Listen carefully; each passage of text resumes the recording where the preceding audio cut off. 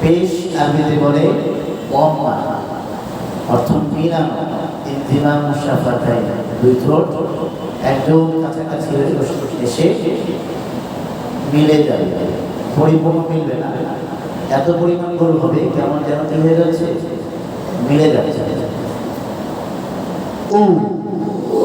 আরেকটা বিষয়, পেশের জন্য ঠোঁটের ব্যায়াম, অর্থাৎ এটা প্রত্যেক উচ্চারণে আলাদা আলাদা করে ঠোঁটকে আমাদের কি করতে হবে, নাড়তে হবে। বলেছিলাম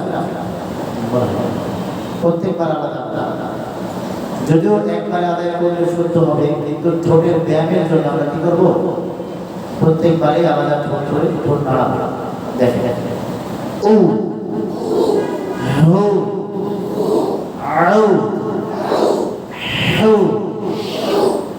ও হো ও কু ইউ শু ইউ ও লু নো ও ও দু তু সো সো সু লু ও লু দু ফু ফু উ উ মো উ।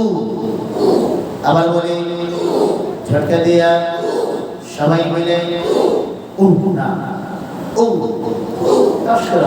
উ উ। আবার বলি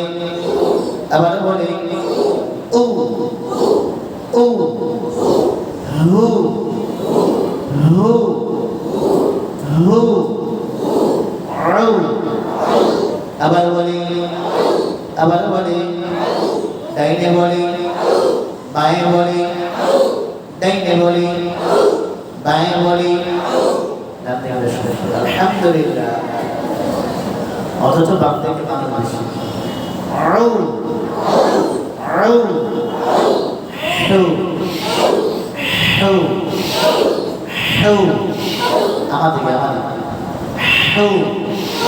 আয়না দেখলে উঁচা করে দেবে, নিচা করে হু হু হু হু হু। কষ্ট পাতে আয়োজন করে ঠিক না হু হু। আগামী সপ্তাহ থেকে আপনার পড়া দেবো, প্রস্তুত থাকবে। হু হু ও ও ও ও ও ও। আরো চাপেন ছেড়ে আসবে। ও হো হো পরিষ্কার ও ও ও তু ইউ শু ইউ ও ও লু নো ও ও ও